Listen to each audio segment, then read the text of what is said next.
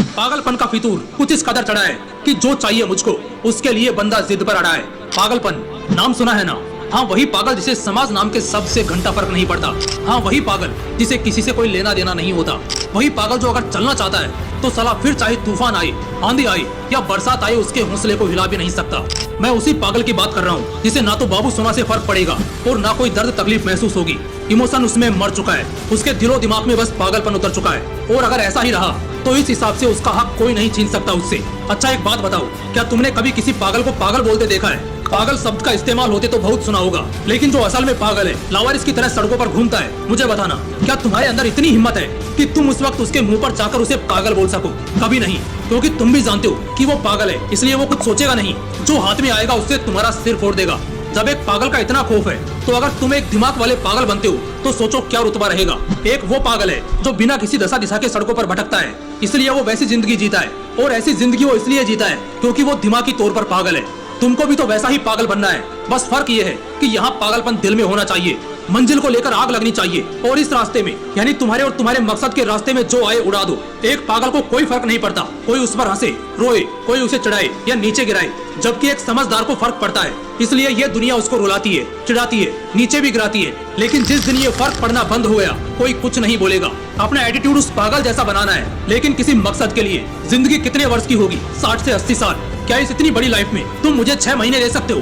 क्या तुम अगले 6 महीने के लिए पागल बन सकते हो? हाँ, सिर्फ 6 महीने। अगले 6 महीने के लिए पागल बनने का जिगर रखते हो तो आओ आगे, कुछ बहुत बवाल बताने वाला हूँ। पागलपन एक नशे की तरह है, अगर ये लत लगी तो साला दुनिया जीत जाओगे। पागलपन होने से इतिहास लिखा जा सकता है, ये किसे नहीं पता, क्योंकि पागलपन से खेलोगे तो अगर हार भी जाओगे तब भी दूसरों की जीत से ज्यादा तुम्हारे हार के चर्चे मशहूर होंगे। अगले 6 महीने, बस 6 महीने, इन 6 महीनों के लिए सारे रिश्ते नाते भूल जाओ। दया करना, समय देना और दूसरों के लिए हर समय तैयार रहना, इसे खत्म करो। ना बोलना चालू कर दो। एक पागल क्या करता है? अपनी धुन में रहता है, अपने फितूर का पक्का होता है और अपने गुरूर से जिंदगी जीता है। पागलपन में एक मकसद बनाओ और फिर साला उस मकसद को इतना प्यार करो कि वो तुम्हारे जमीर में बैठ जाए, दिल खुश हो जाए, और उस मकसद को पूरा करने में अब जो कुछ लगे बस लगा दो, अपने दिन के पहले सुकून से लेकर रात की आखिरी झपकी तक। अगर पागलपन पर गुमान करोगे, ना दर्द होगा, ना तकलीफ होगी, और ना ऐसा लगेगा कि बस बहुत हो गया। एक पागल अगर पहाड़ तोड़ने भी खड़ा होता है तो उसके बाद पहाड़ भी उससे डरना शुरू कर देता है।